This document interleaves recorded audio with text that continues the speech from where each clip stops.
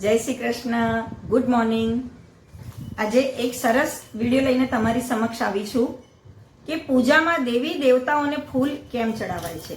આપણે વર્ષોથી ભગવાનની સેવા ભક્તિ પૂજા કરીએ, મંદિરમાં જઈએ, ઘરે ફૂલ ચડાવીએ, મંદિરમાં ભગવાનને ફૂલ ચડાવીએ, મંદિરમાં જઈને ત્યાં ફૂલ ચડાવીએ, પણ કેમ ચડાવાય છે એ કોઈને ખબર ભાગ્યે જ હશે. તો ચોક્કસ સાંભળજો.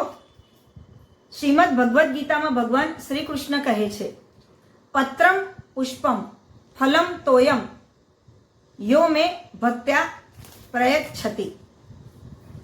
એટલે ભગવાન શ્રી કૃષ્ણ એવું કહે છે કે જે કોઈ ભક્ત મને પ્રેમ અને ભક્તિથી એક પાન, એક ફૂલ અને એક ફળ, સહેજ જળ પણ અર્પણ કરે છે તેને હું ખુશીથી સ્વીકાર કરું છું. ભગવાનને મોંઘા દાગીના કે પકવાનની ભૂખ નથી, પરંતુ તે સાચા ભાવ અને પુષ્પ સમાન કોમળ હૃદયના ભૂખ્યા છે. હવે દેવી દેવતાઓને ખૂબ પ્રિય હોય છે ફૂલ. હિન્દુ ધર્મના જ્યોતિષ અને પુરાણો અનુસાર બ્રહ્માંડની દરેક શક્તિ અને દિવ્ય ચેતના ચોક્કસ રંગ અને સુગંધ પ્રત્યે આકર્ષિત થાય છે એવું માનવામાં આવ્યું છે. આપણા ઋષિ મુનિઓએ ઊંડા સંશોધન બાદ એવું શોધ્યું છે કે પ્રત્યેક દેવી દેવતાઓની એક ચોક્કસ ઉર્જા હોય છે જે પ્રકૃતિમાં રહેલા અલગ અલગ ફૂલોના રંગ અને એમની સુગંધ સાથે સીધો તાલમેલ ધરાવે છે. જ્યારે આપણે કોઈ ચોક્કસ દેવી દેવતાને એમનું અતિ પ્રિય પુષ્પ અર્પણ કરીએ ત્યારે તે દેવતાની મૂર્તિ અથવા યંત્રમાં રહેલી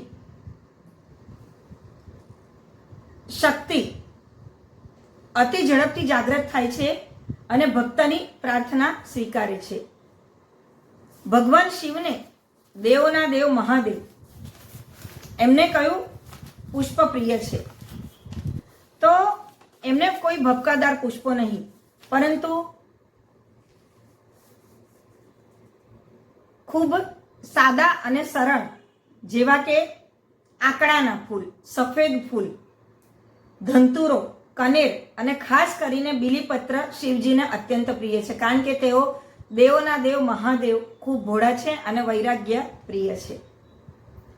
હવે ભગવાન વિષ્ણુની વાત કરીએ તો સૃષ્ટિના પાલનહાર ભગવાન વિષ્ણુને પીળો રંગ પ્રિય છે, જેથી એમને પૂજામાં પીળા કમળ, ગલગોટો, કેતકી અને જુઈના સુગંધિત ફૂલો અર્પણ કરવામાં આવે છે. આ ઉપરાંત એમને તુલસી દલ એટલે તુલસીના પાન અર્પણ કરવા અનિવાર્ય છે, ચોક્કસથી કરવા.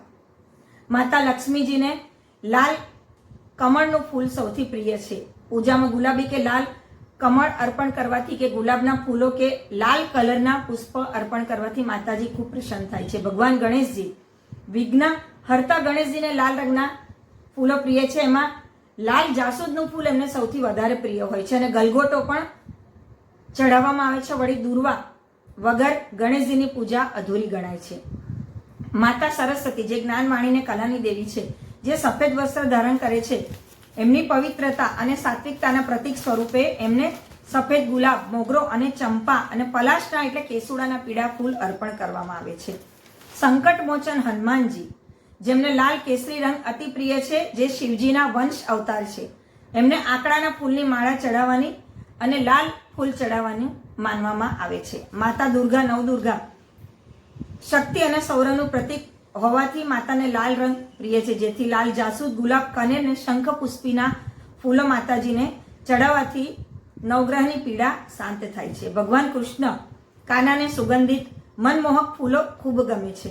રાત રાણીના ફૂલ, પારિજાત, માલતી, મોગરો, કુમુદ, કરવીર શ્રી કૃષ્ણને અર્પણ કરવામાં આવે છે, જેથી ઘરમાં પ્રેમ અને શાંતિનું વાતાવરણ રહે છે. શ્રી રામ, મર્યાદા પુરુષોત્તમ ભગવાન શ્રી રામની પૂજા ખૂબ સાદગી અને મર્યાદાથી થાય છે, જેમને કમળનું ફૂલ, ચંપા, મોગરો અને ગલગોટો અર્પણ કરવામાં આવે છે. સૂર્યનારાયણ, જે આપણા સાક્ષાત દેવ છે, સૂર્યદેવને તેજ અને ઉષ્મા ગમે, જેથી સવારે અર્ધ્ય આપતી વખતે જળમાં લાલ કમળ, લાલ ગુલાબ, જાસૂદ કે કનેરના ફૂલ ઉમેરી સૂર્યદેવને અર્પણ કરવાથી કીર્તિ અને આરોગ્ય પ્રાપ્ત થાય છે. માતા કાળી, દુષ્ટોનો નાશ કરનારી મહાશક્તિ મહાકાળીમાં રૌદ્ર સ્વરૂપ છે, જેમને લોહી જેવા લાલ રંગના જાસૂદના ફૂલ, ખાસ કરીને 108 જાસૂદની માળા અર્પણ કરવાથી શત્રુઓ પર વિજય મળે છે, ભય દૂર થાય છે. કલકત્તા કે બંગાળમાં ખાસ કરીને મહાકાળીને 108 લાલ જાસૂદની માળા પહેરાવેલી જ હોય છે. શનિદેવ, જે ન્યાયના પ્રિય દેવતા છે, એમને વાદળી અને કાળો રંગ પ્રિય છે.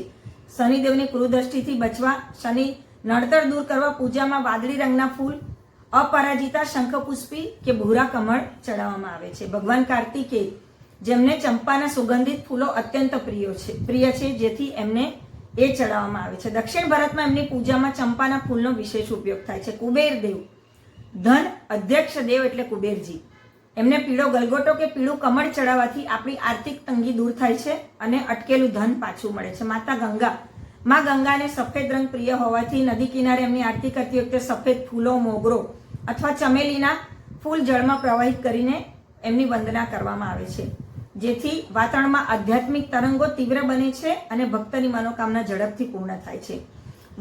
વૈજ્ઞાનિક અને માનસિક દ્રષ્ટિકોણની વાત કરીએ તો ભગવાનને ફૂલ ચઢાવવા પાછળની પરંપરામાં અંધશ્રદ્ધા નથી, પણ એક ગૂઢ વિજ્ઞાન છે કે ફૂલોની સુગંધ આપણા મગજમાં રહેલા ઓલ્ફેક્ટરી લોબ્સ ને સક્રિય કરે છે, જેના કારણે તણાવમુક્ત એટલે કે મંદિરમાં પ્રવેશતા ફૂલોની સુગંધથી મન શાંત થાય, દિવસભરનો થાક અને તણાવ ઓછો થાય છે.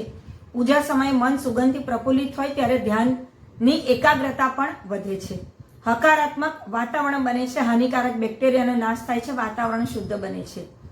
શાસ્ત્રમાં ફૂલ ચડવાના કેટલાક નિયમો પણ બતાવવામાં આવે છે, જેમ કે તાજા ફૂલ હંમેશા બગીચા કે બજારમાંથી લાવેલા તાજા ખીલેલા ફૂલો ચડાવવા, ક્યારેય કરમાઈ ગયેલા કે ભય પર પડેલા ફૂલો ઉપયોગમાં લેવામાં આવતા નથી, કારણ કે તે અશુદ્ધ ગણાય છે. ડાબા હાથે ફૂલ ન ચડાવવા જોઈએ. ફૂલ હંમેશા જમણા હાથની આંગળીઓ અને અંગૂઠાની મદદથી શ્રદ્ધાપૂર્વક અર્પણ કરવા જોઈએ. નખનો સ્પર્શ બને તો ન થવો જોઈએ. ફૂલ તોડતી વખતે કે ચડાવતી વખતે એનું ધ્યાન રાખવું જોઈએ. અને પંચતત્વ અને સૂક્ષ્મ ઉર્જાનો પણ પ્રભાવ પડે છે. આપણે જ્યારે ફૂલ ચડાવીએ ત્યારે સકારાત્મક ઉર્જા આપણામાં પ્રવેશતી હોય છે અને ભગવદીય શક્તિ આપણને પ્રાપ્ત થતી હોય છે. હું આશા રાખું મિત્રો આ મારો વિડીયો તમને જરૂરથી ગમ્યો હશે. લાઈક અને શેર કરવા વિનંતી, ચેનલને સબસ્ક્રાઇબ કરી દેવા પણ વિનંતી. ફરીથી મળીશું. જય શ્રી કૃષ્ણ.